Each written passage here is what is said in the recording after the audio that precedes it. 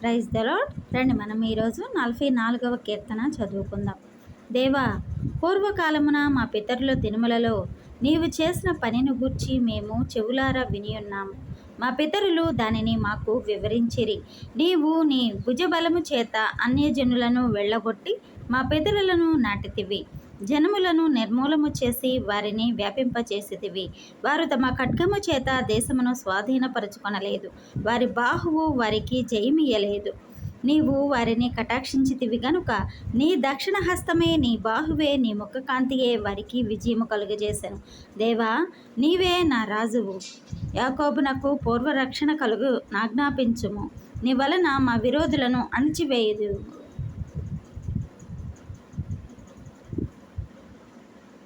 నీ వలన మా విరోధులను అణిచివేయుదుము. నీ నామము వలననే మా మీదకి లేచివారిని మేము త్రొక్కివేయుదుము. నేను నా వింటిని నమ్ముకొనను, నా కత్తియు నన్ను రక్షింపజాలదు.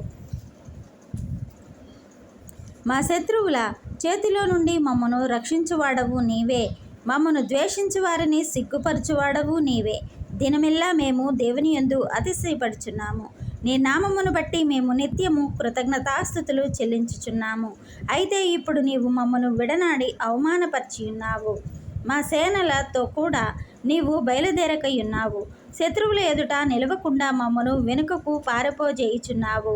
మమ్మను ద్వేషించు వారు ఇష్టము వచ్చినట్లు మమ్మను దోచుకొనుచున్నారు. భోజన పదార్థముగా ఒకడు గొర్రెలను అప్పగించినట్లు నీవు మమ్మను అప్పగించియున్నావు. అన్యజనులలోనికి మమ్మను చెదరగొట్టియున్నావు. అధికమైన వెల చెప్పక ధనప్రాప్తి లేకయే నీవే నీ ప్రజలను అమ్మియున్నావు. మా పొరుగువారి దృష్టికి నీవు మమ్మను నిందాస్పదముగా చేసి ఉన్నావు. మా చుట్టూరున్న వారి దృష్టికి అపహాస్యాస్పదముగాను ఎగతాళికి కారణముగాను మమ్మను ఉంచి ఉన్నావు.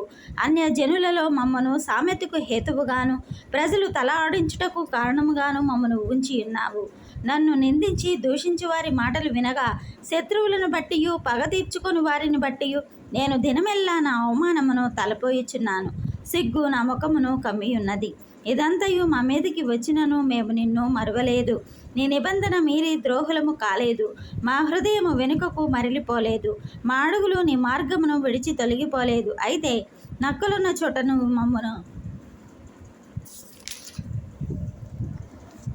బహుగా నిలిపియున్నావు. గాఢాంధకారము చేత మమ్మను కప్పియున్నావు. మా దేవుని నామమును మేము మరచియున్న ఎడల, అన్య దేవతల తట్టు మా చేతులు చాపియున్న ఎడల, హృదయ రహస్యములు ఎరిగిన దేవుడు ఆ సంగతిని పరిశోధింపక మానునా? నిన్ను బట్టి దినమెల్లా మేము వధింపబడుచు